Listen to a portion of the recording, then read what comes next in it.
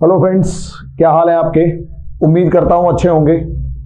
देखिए दोस्तों, PT sir पे आ चुका है। ऐसा लगता है कि मई के दिन, मई का महीना पास आने वाला है और वो जो आखिरी तारीख है वो बिल्कुल सर पे नाच रही है। मई का आखिरी संडे हमारे सर पे ऐसे लग रहा है कि दिन पर दिन लगातार हम कट कट करते जा रहे हैं। पीटी बहुत ज़्यादा चैलेंजिंग लग रहा है और ऐसा लगेगा कि मतलब क्या होगा। और हिंदी मीडियम वाला स्टूडेंट तो वैसे भी पीटी के नाम से घबरा रहा है, क्योंकि उसे पता है कि पीटी में पास नहीं हुआ तो सारे के सारे सपने धरे के धरे रह जाएंगे। और खास बात यह है कि हमारा जो हिंदी मीडियम का स्टूडेंट है ये पीटी पास कर भी नहीं पाता जल्दी से, और सबसे ज़्यादा रिजल्ट इनका पीटी से ही निकलता है। मतलब आउट हो सबसे ज़्यादा ये पीटी में ही बाहर छन के निकल जाते हैं। उसके पीछे रीज़न ये है कि आप लोगों के पास स्ट्रेटेजी नहीं होती। पीटी पास करने का सबसे बड़ा समस्या समझिए आप लोगों के सामने क्या आती है कि इसमें दो चीजें चाहिए होती हैं। एक चाहिए होती है नॉलेज।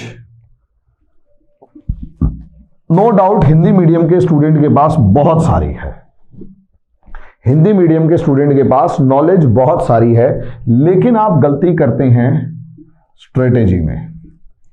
और आज मैं ये डिस्कस करने जा रहा हूं कि आपकी स्ट्रेटेजी क्या होनी चाहिए पीटी पास करने के लिए। ये स्ट्रेटेजी ही इंपॉर्टेंट है जो आपको सेलेक्ट करवाएगी। तो सबसे पहले अगर आप देखें तो आपके पास सब्जेक्ट्स नो डाउट दो हैं।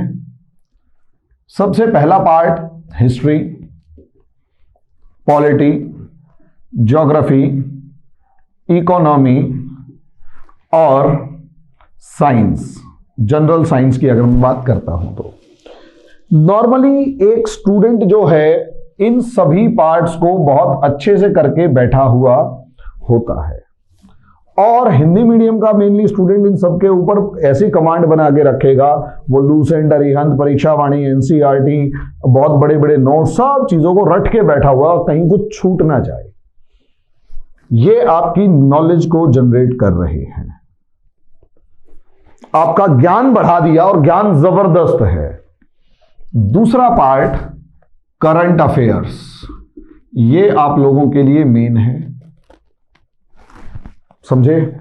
नॉर्मली इसके लिए आप लोग मैगजीन्स के ऊपर डिपेंडेंट हैं कि मैगजीन्स किस तरीके से, मतलब मैगजीन्स के ऊपर डिपेंडेंट हैं। यहां पर आप न्यूज़पेपर्स के ऊपर डिपेंडेंट हैं, यहां पर और भी अदर जो डिफरेंट सोर्सेज हैं उसके ऊपर डिपेंडेंट हैं। ये हिंदी और इंग्लिश मीडियम दोनों के लिए बता रहा हूं। अब आप समझिए मैगजीन, न्यूज़पेपर और जो वेबसाइट के दूसरे सोर्सेज हैं, आप उन सब के ऊपर डिपेंडेंट हैं। ये भी आपकी कहीं ना कहीं नॉलेज को बढ़ा रहा है। अब नॉलेज आप लोगों के पास है, लेकिन ये नॉलेज जो है ये आपको पीटी तक लेके तो चली जाती है, लेकिन आपकी स्ट्रेटेजी कई बार गलत होने की वजह से आपका सारा सिस्टम डूब जाता है। और ये स्ट्रेटेजी दो तरीके की है, एक आउटसाइड एग्जामिनेशन हॉल या फिर बिफोर आउटसाइड या फिर बिफोर एग्जाम, और दूसरा पहला बिफोर एग्जाम और दूसरा इन द एग्जामिनेशन हॉल। हमें दोनों चीजों की तरफ ध्यान देना है कि एग्जाम्स के हॉल, मतलब एग्जाम से पहले हमारी क्या स्ट्रेटेजी होनी चाहिए इस टाइम पर, जबकि हमारा मार्च जाने वाला है। तो अप्रैल हमारे पास सिर्फ और सिर्फ बचा है और मई हमारे पास सिर्फ और सिर्फ बचा है। मार्च, अप्रैल और मई, ये तीन चीजें आप लोगों के पास बची हुई हैं, और इन्हीं तीन चीजों की वजह से इन्हीं 3 मंथ्स में आपने जो भी करना है आर्या पार की सिचुएशन करनी है। ऐसे में मेरा मानना यह है कि अब आप कहीं ना कहीं करंट अफेयर्स को, अब के बाद वाले करंट अफेयर के ऊपर ज्यादा ध्यान ना दें, उसे छोड़ दें, सिर्फ सेलेक्टेड टॉपिक्स को उठा ले जो आपके स्ट्रॉन्ग पॉइंट है और एक बार में समझ में आ रहे हैं। ये 2 महीने का करंट अफेयर, चलो 3 महीने का करंट अफेयर नहीं, मार्च में जो मैगजीन आई उसे तो फिर भी पढ़ लेंगे, अप्रैल मई वाली मैगजीन को बहुत ज्यादा नहीं पढ़ेंगे, क्योंकि आपको अब सिर्फ फोकस करना है रिवीजन के ऊपर। और जितना अच्छा प्रॉपर आप रिवीजन करेंगे उतना ज्यादा बेहतर है। क्योंकि इससे पहले मैं लगभग 2 महीने से वीडियो बना रहा हूं कि हिस्ट्री कैसे प्रिपेयर करें, ज्योग्राफी कैसे प्रिपेयर करें, पॉलिटी कैसे प्रिपेयर करें, या ये सब टॉपिक्स कैसे प्रिपेयर करें, और करंट अफेयर के ऊपर कैसे होमवर्क किया जाएगा। जब करंट अफेयर से लेकर हर चीज पे होमवर्क किया जाएगा तो अब रिवीजन की बारी है। रिवीजन में कुछ भी ना करें कृपया करके, सिर्फ और सिर्फ प्रीवियस ईयर के जो पीटी के क्वेश्चन पेपर्स हैं उन्हें अच्छे तरीके से उठाएं और लगातार उन क्वेश्चन पेपर्स को सॉल्व करते रहें। जितना ज्यादा पीटी के क्वेश्चंस को, प्रीवियस ईयर्स क्वेश्चन को अच्छे से सॉल्व करेंगे, आपकी रिवीजन उतनी अच्छी हो जाएगी। क्योंकि अब आपको यह पता होगा कि इस सेक्शन से, ट्रेडिशनल पार्ट से या करंट अफेयर से क्वेश्चंस आ रहे हैं। और क्योंकि आप पीटी सॉल्व कर चुके हैं पहले भी बहुत सारे क्वेश्चन पेपर्स को अच्छे से, तो आप इसको यह भी पता चलना शुरू हो जाएगा कि रिपीट कौन कौन से टॉपिक्स हो रहे हैं, कौन कौन से टॉपिक्स यहां पर लगातार रिपीट हो रहे हैं, यह भी आपको पता लगेगा। और यह रिपीटिशन पर फोकस करना बहुत ज्यादा जरूरी है। रिपीटिशन पर फोकस करना बहुत ज्यादा जरूरी है और आपको इसकी हेल्प, इसके ऊपर टारगेट करना पड़ेगा कि कौन कौन से क्वेश्चन टॉपिक्स रिपीट हो रहे हैं। जैसे अगर आप देखोगे तो एग्रीकल्चर के बहुत सारे क्वेश्चन टॉपिक्स रिपीट होते हैं, कल्चर के बहुत सारे टॉपिक्स रिपीट हो रहे हैं।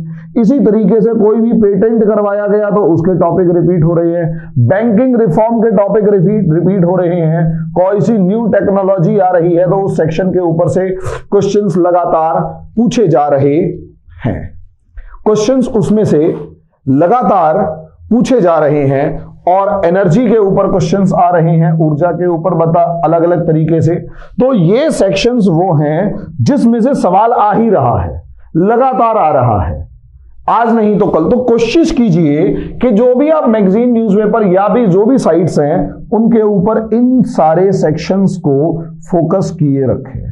कल्चर को हटा भी दें तो इसको चल जाएगा, लेकिन agriculture, patent, banking, new technology, उसके बाद क्या नाम है, स्पेस, जिसके ऊपर लगातार सवाल बना रहता है, लगातार सवाल स्पेस में से आता रहता है। इसके बाद nano technology, polar regions, ecology, environment में पोलर रीजन्स के ऊपर लगातार सवाल पूछे जा रहे हैं, नैनो टेक्नोलॉजी के ऊपर सवाल पूछे जा रहे हैं लगातार।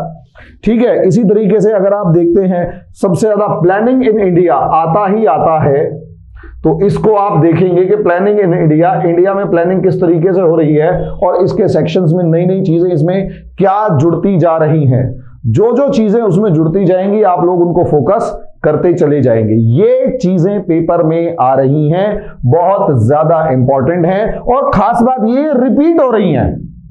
तो जब भी आप रिवीजन करें इनके ऊपर फोकस करके मैगजीन्स को पढ़ें, इनमें नए नए फैक्ट्स ढूंढें, इन चीजों में नए नए फैक्ट्स आप ढूंढें। वेटलैंड्स के ऊपर क्वेश्चन आ रहा है, बायोडायवर्सिटी के ऊपर क्वेश्चन आ रहा है, वेटलैंड्स के ऊपर क्वेश्चन हो गया, बायोडायवर्सिटी के ऊपर क्वेश्चन हो गया, इनसे क्वेश्चंस पूछे जा रहे हैं, लगातार पूछे जा रहे हैं। नॉर्मली स्टूडेंट एग्रीकल्चर को इग्नोर कर देता है, उसमें से क्वेश्चन आ रहे हैं। और अगर रियलिटी ये है कि अब जब आप इन सबको अच्छे से रिवीजन कर रहे हैं, पीटी सॉल्व कर रहे हैं, पीटी के previous year question paper solve कर रहे हैं, तो आप लोग किसी ना किसी बड़े ब्रांड के जो क्वेश्चन टेस्ट सीरीज है उसे भी सॉल्व कर रहे होंगे, ये तो पक्का है। आप उस पर्टिकुलर टेस्ट सीरीज को सॉल्व कर ही रहे होंगे। जब आप उस पर्टिकुलर टेस्ट सीरीज को सॉल्व कर रहे होंगे तो वहीं से कुछ नया निकल के आना शुरू हो जाता है, समझे। जो आप रिवीजन कर रहे हैं, क्योंकि टेस्ट सीरीज भी वैसी ही बनाई जाती है और नॉर्मली आप समझ सकते हैं कि इंसान ही बनाता होगा, कोई एलियन तो बना नहीं रहा, तो टेस्ट सीरीज भी इन्हीं सेक्शंस में से उठ रही होगी। तो टेस्ट सीरीज में 2 पार्ट्स को पॉइंट आउट करने की कोशिश करें। टेस्ट सीरीज आपको प्रैक्टिस करवा देती है, पीटी से आपको पता, पीटी के प्रीवियस ईयर क्वेश्चन से पता लग जाएगा कि पेपर कैसा आएगा। टेस्ट सीरीज आपको प्रैक्टिस करवा देती है कि टॉपिक्स जो देखे दिखाए हैं, जो भी क्वेश्चन वो पूछे रहे हैं, वो टॉपिक्स आपके देखे दिखाए हैं या नहीं है, पूछे जा रहे हैं या नहीं है, समझ में आ रहे हैं या नहीं है। टेस्ट सीरीज से रिवीजन को चेक कीजिएगा कि कम से कम जो जो टॉपिक्स आप पढ़ रहे हैं वो अप टू द मार्क हैं या नहीं है। और ये पॉइंट आउट कीजिए कि इस टेस्ट सीरीज जो भी आप XYZ सॉल्व कर रहे हैं इस टाइम, क्योंकि अगले 2 महीने टेस्ट सीरीज के हैं और दिन में 10 टेस्ट सॉल्व करने की कोई भी जरूरत नहीं है। एक दिन में एक टेस्ट सॉल्व करो, लेकिन सुबह से लेकर शाम तक वो टेक्स्ट टिप्स पर होना चाहिए। एक दिन में एक टेस्ट सॉल्व करो, लेकिन वो सुबह से शाम तक टिप्स पे होना चाहिए। और ये होना चाहिए कि शाम तक वो प्रिपेयर हो जाए अच्छे से। बुक्स तो रिवाइज होती ही रहेंगी, टेस्ट प्रिपेयर करो अब, और इन्हीं में से अपग्रेड करना शुरू करो अपने आप को कि कहीं कुछ छूट तो नहीं गया। इस टेस्ट सीरीज का बहुत ज्यादा हेल्प नहीं होगा, बस इतना हेल्प है कि कहीं कोई छूट तो नहीं गया। लेकिन यहां बच्चों के साथ समस्या है कि सर हम 70-80 नंबर से ऊपर नहीं जा पा रहे, क्योंकि आप टेस्ट सीरीज ढंग से सॉल्व नहीं कर पा रहे, टेस्ट सीरीज को ढंग से सॉल्व नहीं कर पा रहे। और नॉर्मली जो अभी आप टेस्ट सीरीज में गलती कर रहे हैं, वही गलती जाके आप मेंस में भी करेंगे। जो गलती आप अभी यहां पर टेस्ट सीरीज में कर रहे हैं, एग्जैक्टली वही गलती आप मेंस में जाकर भी करेंगे, मतलब पीटी के अंदर भी, एग्जामिनेशन हॉल में जाकर भी करेंगे। नॉर्मली स्टूडेंट की एक आदत होती है, यहां आपका, और रीजन यही है, और हम चाहते हैं, कोई भी स्टूडेंट चाहेगा कि 120 प्लस स्कोर करे ताकि वो एक सेफ जोन के अंदर चला जाए। हर स्टूडेंट चाहेगा कि वो 120 प्लस स्कोर कर दे ताकि वो सेफ जोन में चला जाए और कंफर्टेबली आके एग्जामिनेशन हॉल से बाहर आके मेरे से बात करे कि सर हम अभी मेंस की तैयारी करने जा रहे हैं। ऐसी सिचुएशन में क्या किया जाएगा कि जब आप मेंस की तैयारी करने जाएंगे तो उससे पहले 120 प्लस का टारगेट चाहिए। अब 120 प्लस का इंश्योर कैसे करें? आप तो 70-80 से ऊपर जा ही नहीं रहे हैं, और 70-80 से ऊपर नहीं जा रहे हैं तो हालात ऐसे खराब हैं कि कुछ कैसे कहने की हद नहीं है, लेकिन हमारा टारगेट 120 है। यहां आपको स्ट्रेटेजी की जरूरत होती है, रिवीजन की जरूरत है, नॉलेज की जरूरत है। तो यहां आपको स्ट्रेटेजी की जरूरत है। स्ट्रेटेजी में जब आप पीटी सॉल्व कर रहे हैं प्रीवियस ईयर क्वेश्चन पेपर, तो वो आउटसाइड या बिफोर एग्जामिनेशन वाला पार्ट है। जब आप टेस्ट सीरीज को सॉल्व कर रहे हैं तो बिफोर एग्जामिनेशन वाला पार्ट है। लेकिन इन दोनों में एक चीज कॉमन है, और इसमें वो चीज कॉमन है। यहां एक चीज जो आपको एग्जामिनेशन हॉल में हेल्प करेगी, वो है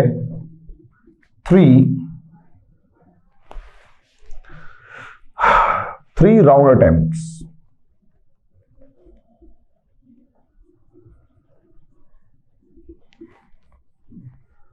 ये नॉर्मली मैं बच्चों को हमेशा बताता हूं, नाम थोड़ा सा सोचने में टाइम लगा। 3 राउंड अटेम्प्ट या 3 राउंड स्ट्रेटेजी। ये 3 राउंड स्ट्रेटेजी क्या है? नॉर्मली मैं जितने भी स्टूडेंट से पूछता हूं, वो सबसे पहले क्या करते हैं, जाएंगे, जाकर आराम से बैठेंगे, क्वेश्चन पढ़ेंगे, उठा के वो लगा देंगे गोला, फिर क्वेश्चन पढ़ेंगे, गोला लगाएंगे, फिर क्वेश्चन पढ़ेंगे, गोला लगाएंगे, और ये प्रोसेस कॉन्टिन्यूसली चलता रहेगा। क्वेश्चन पेपर गोला, क्वेश्चन पेपर गोला, क्वेश्चन पेपर गोला, और लास्ट में जाके फेल।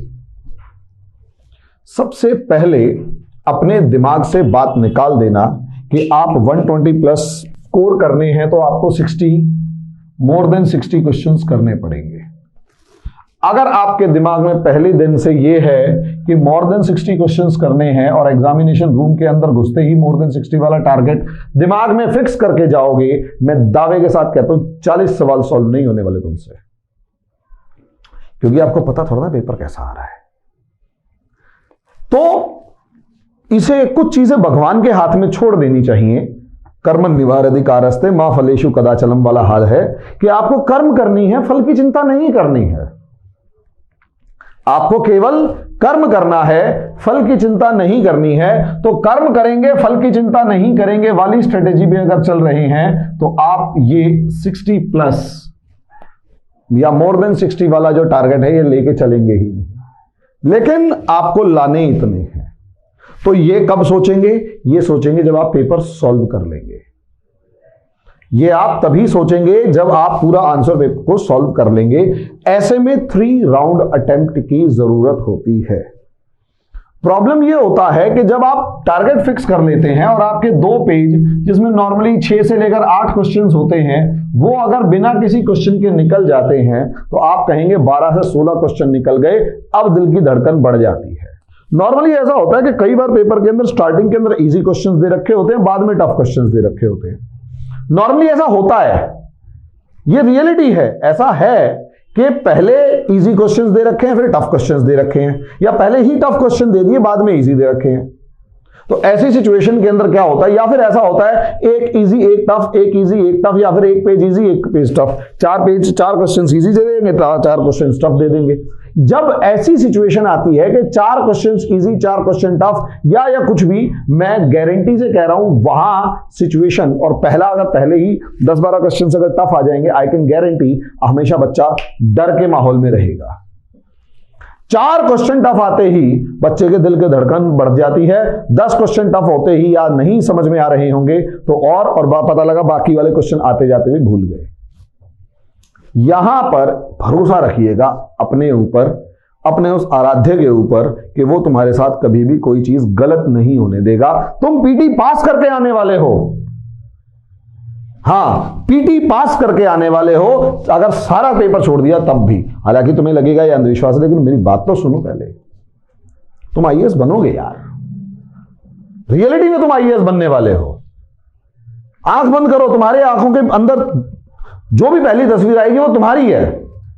वो कैसे बनोगे, वो स्ट्रेटेजी सही होनी चाहिए। स्ट्रेटेजी क्या है? 3 round attempt. Strategy 3 round attempt. पहला, सबसे पहला राउंड वो कि पहले इंश्योर करो आते कितने हैं। गोले लगाने का काम पूरे के पूरे 100 के 100 गोले 20 मिनट में लग जाते हैं। सिंपल सी बात है, 100 क्वेश्चन है आपके पास, 120 मिनट हैं। 120 मिनट और 100 क्वेश्चन, और मैं दावे के साथ कहता हूं यहां 120 मिनट का मतलब यह हो गया कि एक क्वेश्चन के ऊपर लगभग 1 मिनट कुछ सेकंड्स ज्यादा, 1 मिनट से कुछ सेकंड्स ज्यादा, यानी आप एक क्वेश्चन पे आराम से 1 मिनट लगा सकते हो। लेकिन जरूरी नहीं है उस एक क्वेश्चन के ऊपर 1 ही मिनट लगाना, वो एक बार में नहीं लगाना, उसे 3 हिस्सों में लगाना है। पहले आप वो चीज मार्क करो, क्योंकि सारे क्वेश्चन एक साथ नहीं आते ना। फर्स्ट राउंड जो होगा, राउंड 1, इस राउंड 1 में कुछ नहीं करना, सारे के सारे क्वेश्चंस पढ़ना शुरू करोगे और रफ या पेंसिल से जो क्वेश्चन प्रॉपरली आता है उस पर टिक मार्क कर दिया और उसमें आंसर सही कौन सा है वो देख लिया। और दूसरा वो क्वेश्चन, क्योंकि इसमें 3 कैटेगरी होंगी, एक वो जो आता है, दूसरा वो, एक तो क्वेश्चन जो आता है, दूसरा वो जो डाउटफुल है, और तीसरा है जो नहीं आता है। समझे? डाउटफुल वो जिसके अंदर एक पता है कि ये पक्का गलत है, या 2 पता है कि पक्का गलत है और 2 में कंफ्यूजन है, 4 में से 2 ऑप्शंस में कंफ्यूजन है। जब आपको पता है कि 4 में से 2 ऑप्शंस में कंफ्यूजन है तो वो आ जाएगा डाउटफुल। तो सबसे पहले वो क्वेश्चन देखो जो आता है पक्का, उसे पेशेंसली कर दो टिक, लेकिन दिमाग में काउंटिंग मत करना कि ये सही कर दी है। और ये डाउटफुल है तो सर्कल, और क्रॉस है मींस क्रॉस। 3 निशान आपको लगाने हैं, राइट का निशान, डाउटफुल का निशान, क्रॉस का निशान। राउंड 1 आपका लगभग 20 मिनट के आसपास में खत्म हो जाता है, इससे ज्यादा जाएगा ही नहीं। लेकिन आपको पता लग गया पेपर टफ है या इजी है और कितने क्वेश्चंस, और एक अंदाजा हो जाता है, चाहे बिल्कुल गिनती ना करो, कि 30-40 क्वेश्चन मैंने ये सही वाले कर दिए और 30-40 क्वेश्चन डाउट वाले रह गए हैं, यानी 80 क्वेश्चन के आसपास हैं। कई बार 50 क्वेश्चन भी आप सही कर चुके होते हैं और बाकी डाउटफुल हैं, समझे? और बाकी 20-30 क्वेश्चन डाउटफुल हैं और बाकी क्रॉस मार दिया, यानी मैंने पढ़े ही नहीं है। जितना बढ़िया आप बिफोर एग्जाम प्रिपरेशन करेंगे उतने कम क्रॉस आप एग्जाम में लगाएंगे। इसीलिए जो स्ट्रेटेजी है वो ये है, टेस्ट सीरीज और रिवीजन प्रॉपर रखो।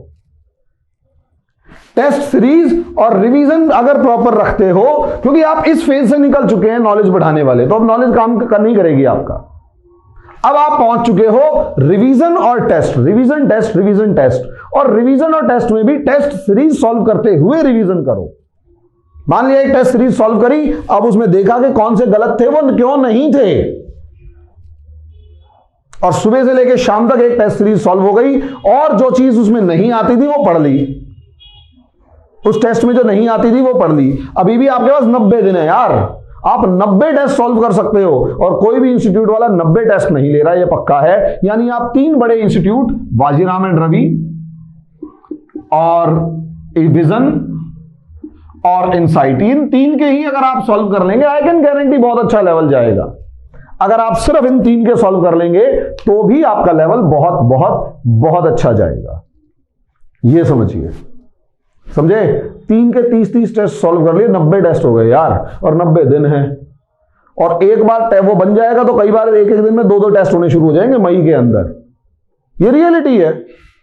आप बहुत अच्छा सॉल्व कर जाएंगे और कुछ छूटेगा नहीं। और जितना ज्यादा आप बिफोर एग्जाम वाली प्रैक्टिस करेंगे, आउटसाइड एग्जामिनेशन हॉल प्रैक्टिस करेंगे, उतने कम क्रॉस आपको एग्जामिनेशन के अंदर पेपर पे लगाने पड़ेंगे, उतने कम पेपर पे लगाने पड़ेंगे। आईएएस तुम बनोगे, और वो तभी बनोगे जब स्ट्रेटेजी फॉलो करोगे, और स्ट्रेटेजी यही है। अब राउंड 2 आ जाओ। राउंड 2 आ जाओ। राउंड 2 वो है जिसके अंदर आपको टिक मार्क वाले के ऊपर तो चेक करना है और डबल टिक लगाना है कि ये बिल्कुल सही है। टिक मार्क वाले पर चेक करना है और डबल टिक लगाना है कि बिल्कुल सही है। और डाउट वाले के ऊपर एक एक पॉइंट को केयरफुली पढ़ना है।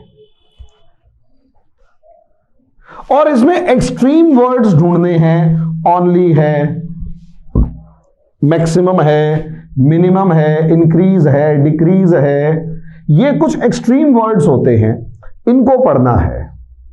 फ्यू, कंप्लीटली, एक्सट्रीमली, ये वो, ये कुछ वर्ड्स होते हैं, समझे?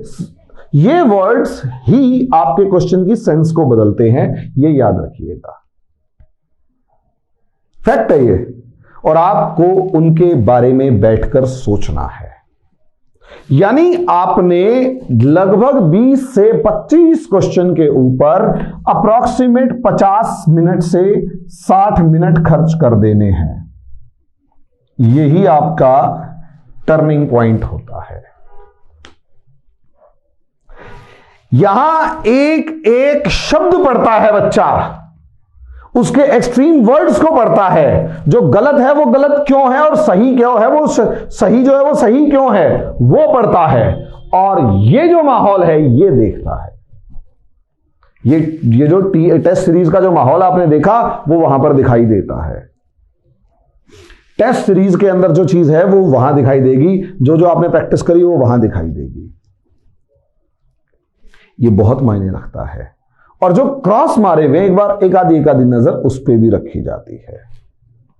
थोड़ा देख लिया, थोड़ा देख लिया, थोड़ा देख लिया, थोड़ा देख लिया, पक्का नहीं आता है तो छोड़ दिया। मैं गारंटी से कह रहा हूं उसमें भी एक आधा क्वेश्चन ऐसा मिल जाता है जो शायद हो सकता है, लेकिन अभी उस पर क्रॉस रखिएगा, उस पर डबल क्रॉस मार दीजिएगा कि भैया डबल क्रॉस वाले वो क्वेश्चन जो बिल्कुल नहीं करूंगा, सिंगल क्रॉस के साथ एक डॉट लगा दो, ताकि शायद पॉसिबली कर सकता हूं, शायद मुझे हल्का हल्का ध्यान आ रहा है, आई कैन टेक रिस्क, लेकिन उस पर रिस्क अभी नहीं लेंगे। ये पूरा राउंड 1 घंटा खा जाता है, जिसमें से मैक्सिमम टाइम जो आता है वो तो डबल क्लिक के, हाँ ये तो से ठीक है, जो डाउटफुल है उसके ऊपर आपने फोकस किया और एक आधी बार वो पढ़ लिया, तो दूसरा राउंड पूरा 1 घंटा खा जाता है। पूरा 1 घंटा खा जाता है दूसरा राउंड। यहां राउंड 3 है। अगला है राउंड 3। अभी भी गोले मत भरना, अभी भी गोले मत भरना राउंड 2 तक। अब राउंड 3, जिस क्वेश्चन पे डबल टिक था उसको प्रॉपरली रीड करो और फिर गोला लगा दो, क्योंकि वो तुम्हें आता है। बच्चे यहां भी गलती क्या करते हैं कि उसको आधा अधूरा रीड किया और गोला लगा दिया, यहां से क्वेश्चन गलत हो जाते हैं आते जाते क्वेश्चंस। इसलिए word by word, line by line, शब्द बाय शब्द जो भी आप कहते हैं वो आप दोबारा पढ़ेंगे तीसरी बार, और फिर गोला लगाएंगे कि जो आपका आंसर है ठीक तो है। और कई बार ऐसा होता है कि एक बार सोच लेता हूं फिर उस पर गोला लगा दो, कि डबल क्लिक का भी थोड़ा सा सर्कल के उसे छोड़ देते हैं। ये वाले जिसे आप अच्छे तरीके से सोच समझ के पढ़ चुके हैं, रीथिंक। 4 में से 2 ऑप्शन आते थे, 2 में से दो जो ऑप्शन गलत थे उनको तो हटा दिया था, जो सही थे उनके ऊपर दोबारा सोच रहे हैं थोड़ा थोड़ा, क्योंकि अभी भी आपके पास 40 मिनट है और फटाफट से गोला लगा रहे हैं। उसको जो नहीं आते उनको 2 बार सोच लिया है, अभी उसको बाद में देखेंगे। अब फोकस इन 2 के ऊपर है। कॉन्टिन्यूअस गोला लगाते जाओ, लगाते जाओ, लगाते जाओ। अब आप लास्ट तक देख लेंगे कि आपने लगभग 60 से 70 क्वेश्चन सॉल्व कर दिए हैं, 75 क्वेश्चन तक सॉल्व कर दिए हैं, अगर आपने ये फॉलो किया तो। समझे? फिर भी आपके पास 15 से 20 मिनट या 10 मिनट कम से कम अभी भी बचेंगे, क्योंकि राउंड 3 जो है वो 20 मिनट में कवर हो जाता है, क्योंकि आता है माइंड मेकअप हो चुका होता है। 20 मिनट अभी भी बचे होते हैं आपके पास। जब आपके पास 20 मिनट बचे हैं तो लास्ट में वो डबल क्रॉस वाले, क्रॉस और डॉट वाले क्वेश्चंस को देखेंगे कि क्या वो ठीक है, क्योंकि अब तो गोला भर चुके हो, अब आप इसमें तो कुछ कर नहीं सकते। उसको सोचो, तब तक आपका एग्जाम का टाइम हो रहा होता है। अगर हो जाएगा रिस्क लेने वाली बात है। वैसे तो मैं कहता हूं कि अगर आपके 75 के आसपास क्वेश्चन पहुंच चुके हैं, 70-75 के बीच में, तो रिस्क लेने की जरूरत नहीं है। फिर भी ले सकते हो, एक्सट्रीम फॉर्म के अंदर ले सकते हो। और भाई अगर ये क्वेश्चन ही आपके 40-50 के बीच में रह रहे हैं तो फिर अक्कड़ बक्कड़ ही खेलते रहो, कुछ नहीं हो सकता। लेकिन ये 3 राउंड अटेम्प्ट या 3 राउंड स्ट्रेटेजी कब काम आएगी? ये 3 राउंड स्ट्रेटेजी कैसे प्रैक्टिस करोगे? ये 3 राउंड स्ट्रेटेजी अब प्रैक्टिस करना शुरू कर दोगे।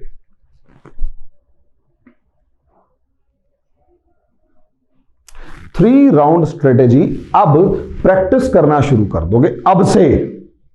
अब से प्रैक्टिस करना शुरू करोगे और लगभग अगले 80 दिन जो 80-85 दिन जो बचे हुए हैं उसमें प्रैक्टिस करोगे, और इसी के थ्रू क्वेश्चन सॉल्व होने चाहिए। यही रिवीजन है। रोज एक क्वेश्चन पेपर सॉल्व करो, 2 घंटे बैठे हो तो 2 घंटे ऐसे ही, और कोशिश करो सुबह सुबह के टाइम सॉल्व कर लो ताकि रात तक का पूरा टाइम हो आपके पास सारे काम करने का। इसके अलावा कुछ नहीं करना है मेरे भाई, डरने की कोई जरूरत नहीं है। यही चीजें हैं और यही स्ट्रेटेजी है। आप ऐसे प्रिपेयर करना शुरू करो, पीटी पास होगा, जरूर होगा। और हिंदी मीडियम के लिए अगर स्पेशली कहा जाए तो हिंदी मीडियम के लिए पीटी ही सबसे बड़ा चैलेंज है। कोशिश कीजिएगा यहां पर इंग्लिश के शब्दों की तरफ ध्यान दिया जाए, क्योंकि हिंदी में सेंस कुछ और होता है, इंग्लिश में कुछ और होता है। समझे? यहां आपके लिए चैलेंज ये है सेकंड राउंड। फर्स्ट राउंड जो सीधा सीधा हो गया है, सेकंड राउंड में इंग्लिश और हिंदी दोनों में है। नॉर्मली एक जो इंग्लिश मीडियम का स्टूडेंट होगा वो इंग्लिश में देखेगा तो वो 30-40 मिनट में इस राउंड को कंप्लीट कर लेता है। हिंदी मीडियम का जो स्टूडेंट है उसे 50 से 60 मिनट लगते हैं, क्योंकि वो हिंदी और इंग्लिश दोनों को पढ़ रहा है। समझे? थर्ड राउंड थोड़ा 20 मिनट का है। इस तरीके से अगर आप देखते हैं तो लगभग 1.5 घंटे, पौने 2 घंटे में पूरा पेपर सर्कल के साथ होकर साइड में रखा जाता है। फिर आपको अगला राउंड मिलता है, मतलब आंसर शीट खत्म। ये आप प्रैक्टिस करेंगे टेस्ट सीरीज के अंदर। अगर आप बिफोर एग्जाम की बात करें तो टेस्ट सीरीज ऐसे ही सॉल्व होगी, उसको पूरा प्रिपेयर करो। और एग्जामिनेशन हॉल में, इन एग्जामिनेशन हॉल इसको प्रॉपरली प्रिपेयर करो। बाहर आके गिनोगे तो 140 के आसपास मार्क्स आ रहे होंगे। बाहर आके गिनोगे तो 140 के आसपास मार्क्स आ रहे होंगे आपके।